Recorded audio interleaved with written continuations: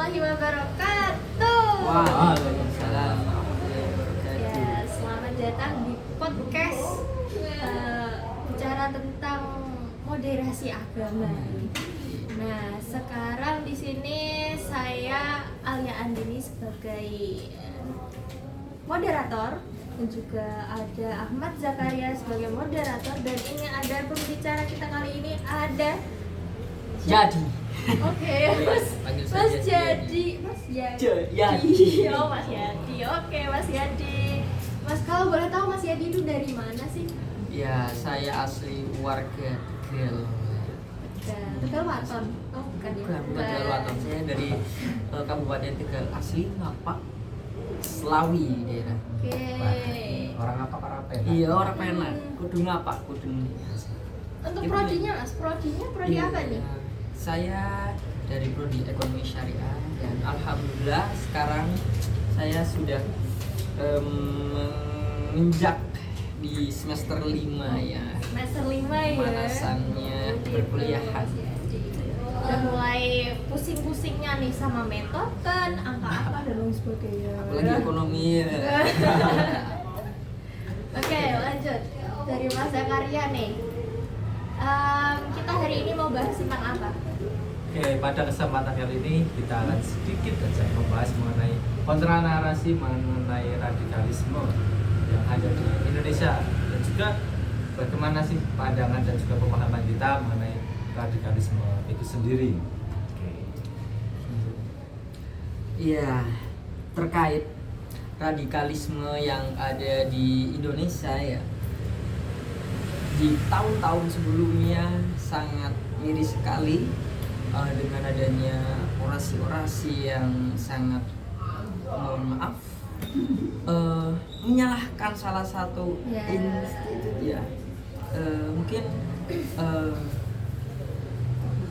itu yang menjadi mirisnya kita sebagai masyarakat Indonesia, dan menjadi PR kita sebagai mahasiswa, bahwa pentingnya moderasi beragama di saat ini, bahkan sampai ke depannya itu nyatanya harus diterapkan. Ya, Yes, betul ya. banget. Kalau dari saya sendiri sih, secara global ya, radikalisme itu condong kepada orang yang tidak menerima akan keberagaman. Jadi mereka akan lebih condong untuk membenarkan dirinya maupun juga golongan-golongannya. Mereka cenderung tidak mau moderat atau berpikir secara mempertimbangkan sisi tengahnya, dan mereka akan selalu condong ke sisi kanan maupun sisi kiri gitu. Dari Mas Zakaria sendiri ada pandangan lain tentang radikalisme? Oke. Kalau menurut saya pribadi ya, radikalisme, kata isme itu menunjukkan sebuah aliran kan, sebuah aliran di mana radikalisme merupakan sebuah aliran ekstrim, baik itu entah ada di dunia ataupun di Indonesia sendiri, bahkan di lingkungan kita atau sekitar kita sendiri.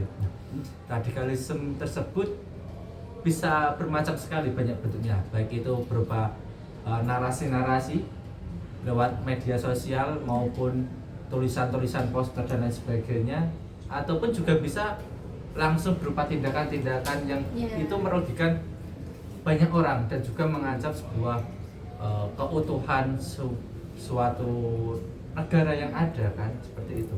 Itu sih kalau pemahaman saya mengenai radikalisme. Iya, baik. Jadi benar terkait tadi pendapat dari Mbak Alia dan Mas Zakaria. Jadi faktor yang mempengaruhi kedua pendapat tadi, yang paling utama yaitu fanatik banget ya. Iya. Dari kubu satu ataupun yang lain.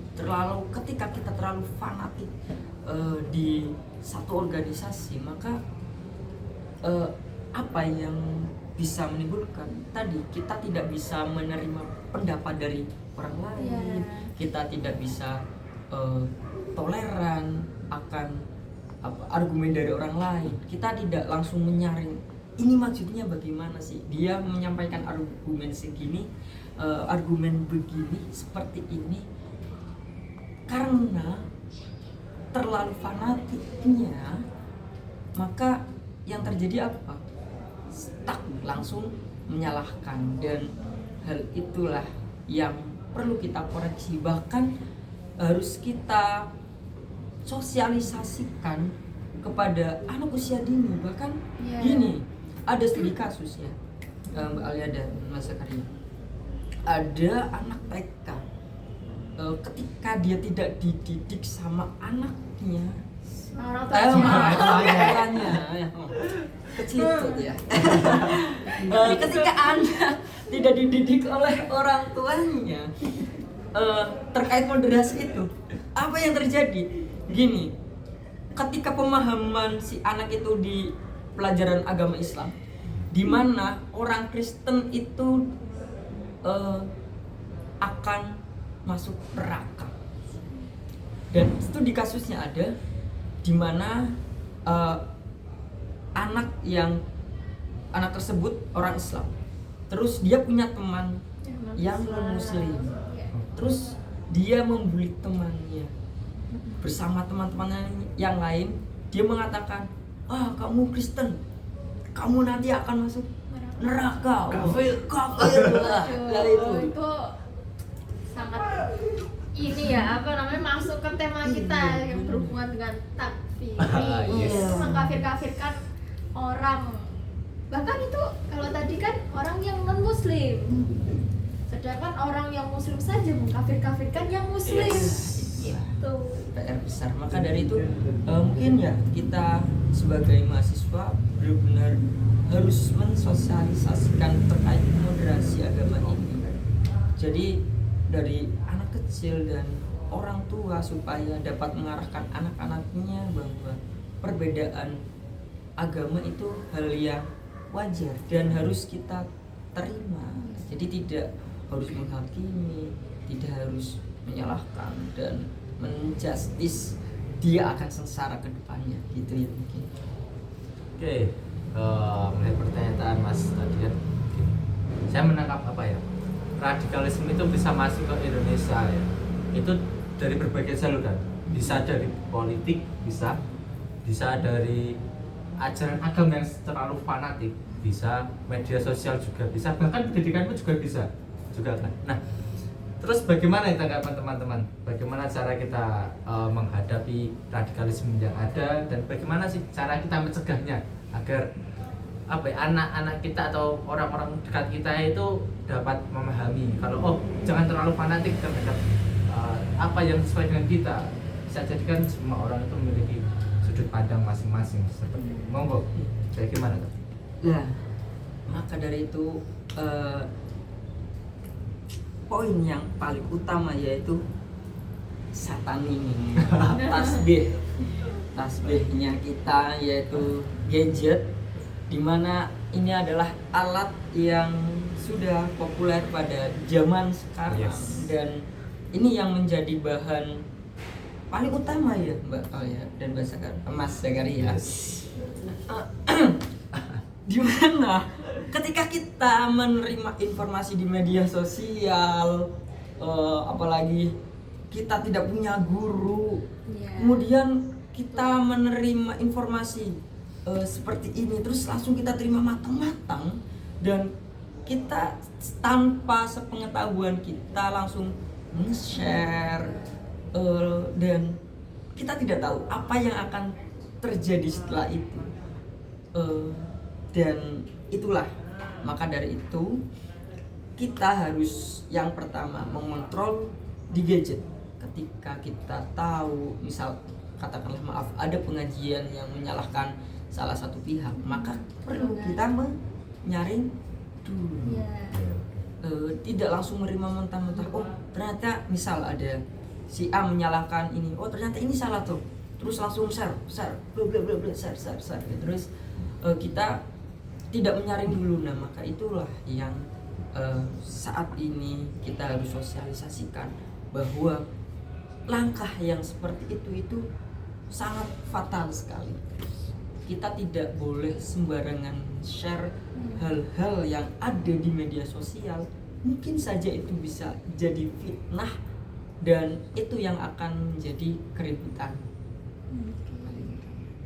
Oke, kalau dari Mas Sep sendiri kan tentang ini nih, gadget ya, tentang apa dampaknya dari gadget yang mempengaruhi otak anak muda maupun orang tua untuk apa bisa terjerumus dalam radikalisme. Kalau menurut saya sendiri ya, cukup sederhana tetapi banyak digaungkan di masyarakat bahwa radikalisme itu akan terwujud ketika seorang yang awam kurang belajar atau dia kurang memiliki bacaan yang lebih gitu. Ketika seorang saya di sini sebagai orang awam, saya di sini yang harus saya lakukan adalah apa? Saya mempunyai beberapa pandangan dari orang-orang yang berbeda supaya apa? Supaya apa yang saya tangkap itu tidak serta-merta saya telan mentah-mentah. Jadi sebagai orang awam kita jangan langsung membuat keputusan bahwa ini suatu hal yang benar. Iya. Dan kita juga perlu adanya batasan atau pedoman di mana kita tuh harus mentolerir, oh ternyata sejauh ini yang kayaknya jangan kalau sudah merugikan pihak lain ya kita nggak usah ikut-ikutan kayak gitu lah. Kalau menurut saya seperti itu. Mungkin dari Mas Zakaria sendiri ada statement lain lah gitu. Mengenai apa ini? Tadi lebih ke solusinya. Oke, mengenai solusi. Jadi bagaimana sih pencegahan radikalisme ya? Oke.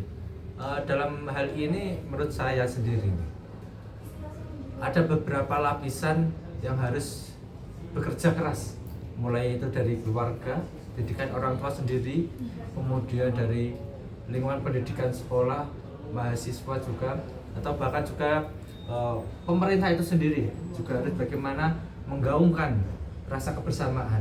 Bisa juga dulu ketika saya masih SMP SMA dulu ada sering ada seminar-seminar, di mana seminar itu pasti biasanya kalau nggak narkotika mengenai wawasan kebangsaan.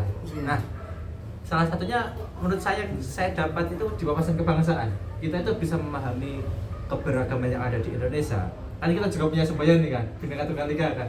Meskipun kita semua berbeda, latar suku, budaya, bahasa, bahkan agama, tapi kan kita hakikatnya tetap satu, kita itu Indonesia. Nah, meskipun kita berbeda ya, kita itu aslinya saudara, tetap saudara satu. Kita itu apa ya? Satu tanah air, kita itu latar belakangnya juga sama, masyarakat Indonesia ya. Yang terutama kita bisa toleransi, bahasa toleransi antar umat beragama, pluralisme, ya kan? Pluralisme, dan juga kita itu jangan menganggap benar diri kita sendiri. Ya mungkin aja kita merasa benar, tapi ada yang lebih benar dari orang lain kan. Jangan merasa benar kan ya kurang baik gitu. Meskipun kita itu sebenarnya benar. Ya. Nah, kemudian radikal ini sendiri kan. Kalau Mas sendiri, bagaimana peran pemerintah dalam mengatasi lah radikal yang ada di Indonesia? Iya, kalau dari saya yang kita lihat sudah di kampus-kampus saat ini, apalagi di kampus tercinta kita, UIN Salatiga, ada salah satu UKM mungkin gitu, atau organisasi Gus Dur Corner. Oh yes. Itu yang kita patut apresiasi. Organisasi tersebut benar-benar mensosialisasikan tentang apa itu pluralisme, apa itu toleransi, seberapa sih batasannya toleransi, terus hal apa saja yang perlu kita lakukan terkait adanya perbedaan seperti itu. Itu yang pertama, salah satu contohnya. Terus yang kedua, pemerintah bagaimana sih supaya bisa mengatasi adanya tadi radikalisme dan harus menghilangkannya seperti apa? Yang pertama, kebijakan dari pemerintah. Ketika ada organisasi yang seperti itu, maka harus bertindak tegas pemerintah, harus membubarkannya. Itu yang pertama. Yang kedua, pemerintahan juga harus menerapkan kurikulum di setiap sekolah, instansi-instansi yang berkaitannya dengan pendidikan maupun organisasi, bahwa harus diselipkan adanya tentang nilai-nilai moderasi. nilai-nilai moderasi. Apalagi di kurikulum sekarang terbaru, termasuk saya di mahasiswa FEBI Ekonomi Syariah, tahun sekarang ada ilmu wasatiyah. Di mana di situ juga menjelaskan tentang ya moderasi agama. Konsep moderasi. Ada baca, ada ta'adul, tawazun, tawasud, tasamuh dan lain sebagainya kan. Mungkin itu saja dari Mbak Lia, ada tambahan monggo. Mungkin itu saja ya podcast kali ini karena sudah batasnya dan Closing statement monggo. closing statement dari ya masing-masing aja ya. Oh, Satu-satu. oke. Mulai dari saya nih. Yes. Ya. Saya belum dapat sih. Enggak. Ini kalau dari beberapa perbincangan ini ya, untuk mengatasi adanya radikalisme yang ada di UIN sendiri lah, yaitu kita berusaha untuk menghargai setiap perbedaan, baik itu perbedaan sekarang kan di UIN ada nih yang beragama non muslim. Oh, yes. Nah gitu. Iya.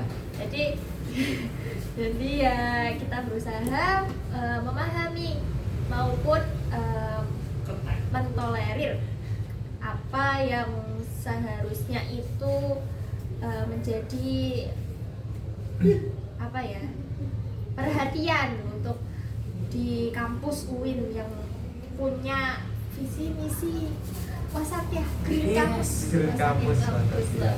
Oke. seperti itu. Oke, mungkin Mas. Oh, Mas Abdul. Oke. Pentingnya kita sebagai mahasiswa, kita harus benar-benar mengontrol tasbih kita. Tasbih di zaman modern, kita udah pakai HP, terserah mau scroll, silahkan scroll, itu memang mungkin itu yang menjadi sarana hiburan kita, tapi kita perlu menyaringnya. Maka pesan dari saya ingat kata-kata dari Habib Ja'far begini: kita bisa berbeda dalam keyakinan, tapi kita harus sama untuk kebaikan. Cakep banget ya. Nah. Quotes-nya dari Habib Ja'far yang disampaikan oleh Mas Mosep. Nah, ini closing statement dari Mas Zakaria yang kita ya. tunggu-tunggu. Sebelum closing statement ya, tadi kan Mas sempat membahas mengenai Gus Dur Cornel ya. Iya. Sedikit aja. Gus Dur kan mengatakan mengenai moderasi kan nanti ada lintas agama juga. Pemahaman kita mendudukan berbagai tokoh-tokoh agama. Itu saya sangat suka, Mbak. Kenapa? Karena salah satu tujuan saya ya itu bisa melobi orang-orang dalam untuk masuk surga. Masya Allah. Oh, Karim, ya Allah. Termasuk saya dong. Kita lobby lah ya. Oke, lanjut. Untuk closing statementnya saya teringat ketika mata kuliah MSI Metodologi Studi Islam yang diambil oleh Pak dosen Pak Aji Nugroho. Ya, beliau mengatakan perbedaan itu merupakan sebuah rahmat. Oke. Perbedaan merupakan sebuah rahmat. Seperti halnya pelangi, Mas. Pelangi itu bisa menjadi indah karena ada perbedaan warna yang bisa menjadi satu. Terima kasih. Keren banget sih closing statementnya. Yuk. Sangat membuka pikiran kita. Ya. Sudah, terima kasih. Sekian dari kami. Ya, namanya juga manusia. Juga manusia ya. Kita hanya bisa berupaya, nanti hasilnya ya kita pasrahkan saja pada yang Maha Kuasa. Oke lah, banyak kesalahan dan tutur kata yang kurang tertata, maafkan apabila kita bisa bertemu di kesempatan yang lain, kita bisa berdiskusi lagi. Oke. Selamat sore, assalamualaikum warahmatullahi wabarakatuh.